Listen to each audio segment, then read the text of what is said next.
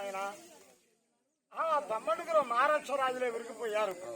7 ఏళ్ల పిల్లవాడు. ఒక చెప్ప కొడితేనే ఒకగారు సున్నది, చెక్కెలు మిగితేనే శ్రీకన్న మర్రాలు సున్నది, ఓటో ఎవరో కొడుకని అమ్ముతే వినరా అని నందుల మాదేవి చెప్తే, అమ్మా చిన్నవాణి కాదు సిరియాల తల్లి, బండి విరగాదని నా బాలుండి నేను, రేపెళ్ళి వాడలోన గోపాల కృష్ణ అన్నంగా ఆమోదు ఎదుగుల తిరిగి, నేనంటే సాధ్యుని కదమ్మా. ముత్యాల సరాయి ముద్దుగా ధరించు, రత్నాల సరాయి రంగుగా ధరించు, అంబులు బాణాలకు నా కష్టాలకి అన్నాడు. ఆ పిల్లవాడిని కూడా మహాతల్లి రాజు రవిదేవరావుని కూడా సలగావించి తన తండ్రుల కొరకి కూడా పంపిస్తున్నావు మహాతల్లి నందుల మాదేవమ్మ. ఎప్పుడైతే పంపిస్తున్నాడో అమ్మా అమ్మా నేను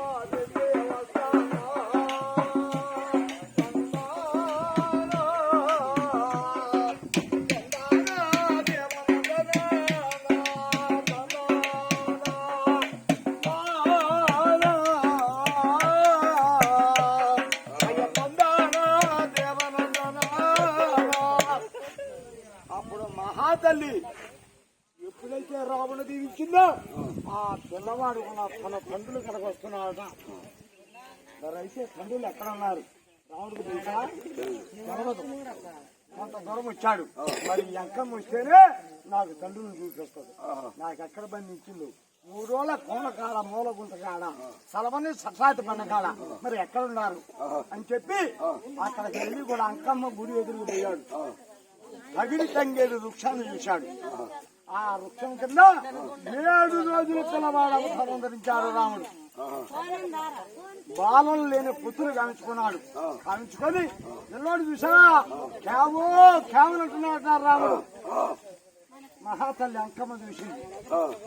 అమ్మా ఓ చెల్లెలా ఎక్కడి నుంచి వచ్చాడో పగవాడు. పగవాడైతేనే భోంచేయి, బాంధవుడైతే వెంట పెట్టుకుని తీసురా చెల్లెలా. ఓహో నక్కనారాయణ రామని పిలిచింది నా అక్కనే. అప్పుడు 6 నెలలు అయింది నక్కకి ఆహారం లేక నక్క ఇవాళ పిలిచింది. అయితే నాకు ఆహారం పెట్టడానికే పిలిచింది అని చెప్పి నక్క చాంగం దిగింది. అక్కడ ఓ అక్క అసలు నా బిడ్డలు కాదు మేము అన్నాడు.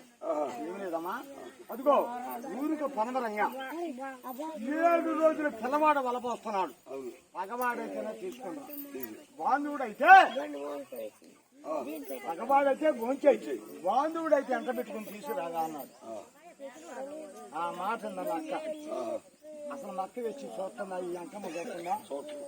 పగవాడైనా సరే బాంధవుడైనా సరే 6 నెలలు అయింది నాకు ఆహారం ఏమైనా సరే నేను భోంచేస్తా అని చెప్పి నక్కనారాయణ కూడా ప్రయాణమైంది.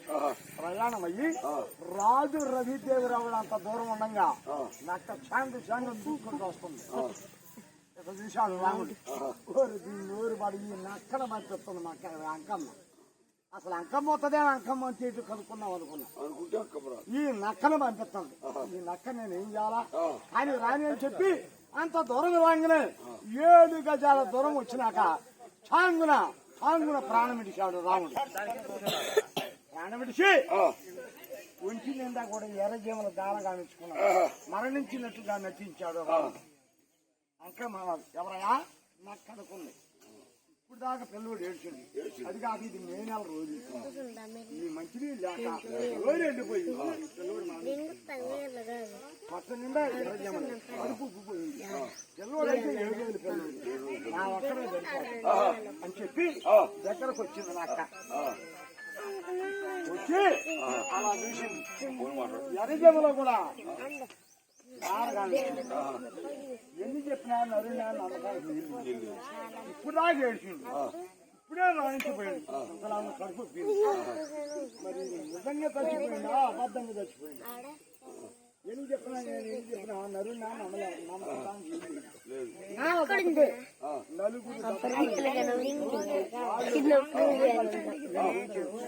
అని చెప్పి నక్క పువ్వు చెప్పి ఆ గుడ్డ హలో